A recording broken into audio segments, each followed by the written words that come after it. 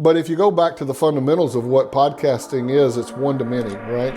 Talking to JP Maroney right now. Let's bring in JP Maroney. We turn now to founder and CEO of Harbor City Capital, Financial strategist, best-selling author, as well as an international speaker. You've heard of JP Morgan?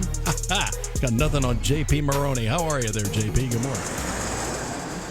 I've been on a lot of stages as a professional keynote speaker and done tons of webinars, over 2,500 live keynote and seminar presentations, over 1,000 webinars, many podcast interviews, and I've put out some podcasts. And Jesse, who is our video director and everything for our company, he's turned a lot of our audios into podcast content and exported it like that. But if you go back to the fundamentals of what podcasting is, it's one-to-many, right? And I had a mentor that was a mentor to me in the speaking business. Back in 1999, my wife and I had built, over about a 4.5 year period of time, built a chain of magazines for the 50+ market. And we sold that company. And I had gotten involved in speaking for fun through Toastmasters, and I decided I wanted to do that professionally after we sold the magazines. And there was a whole story there, and we can talk about that if you want, but there was a big learning curve there that I went through. But one of the things that a mentor in that business told me, he said, JP, what would you rather do? Sell people one at a time or get them all in one room and sell them at the same time? And that made a lot of sense to me. And, you know, that's speaking, that's webinars, and that's podcast. And the beauty of podcast or any digital content is you have the ability to go one-to-many, but you also have the ability for it to work perpetually on your behalf when you're sleeping. So 24/7 when you're down, you know, and sometimes it's not a hardcore sell, right? Like, we're not going to make an offer at the end of this to try to sell somebody a product, but it's building audience. It's building, you know, somebody's going to go look me up on LinkedIn or YouTube and connect with us. And eventually some of those people will say, you know what, those guys have a solution that solves one of my problems, and you benefit from it.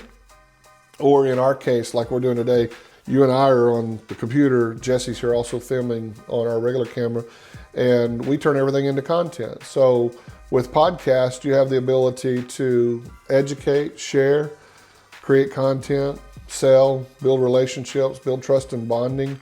I think it's a great medium, and the fact that, you know, like Spotify, how much money they put into buying Anchor, and the reason for that is why? Because eyeballs and ears are monetizable, right? So if you can attract attention, get people to pay attention to what you're saying, it's worth money. You know, Joe Rogan just signed a deal with Spotify, an exclusive, right? And they're saying that'll be either worth tens of millions up to 100 million. So it's definitely, it's here to stay. I think in the beginning, in fact, I started writing an ad last night that I'm probably going to run because I have a whole bunch of products that I used to put out for the authority market, like how to write books, how to speak, you know, get in the speaking business, how to make money, selling info products and things like that. And I haven't done anything with those since 2013 when we started Harbor City. So I've been talking about that. And in the middle of the night last night, I was up and I started thumbing like kind of a little sales message, and it said, you know, the last thing the world needs is another guru. But what the world can use more of is solution providers, people that have a solution to a real problem that people are willing to pay to solve.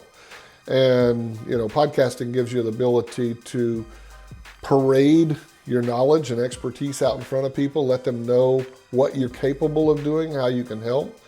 I love the environment. I have a three-part mission statement. It says make money, make memories, make a difference. And I think podcasts are a great way to, that third aspect as well, is to be able to give back and make a difference in the lives of other people. We get back in direct proportion to what we give out. And the more you give, the more you get, but you got to give before you get. That's law. You can't get around that. And so when you're in a podcast scenario, it's like just, I think it's an opportunity to just serve the market, and it'll come back to you.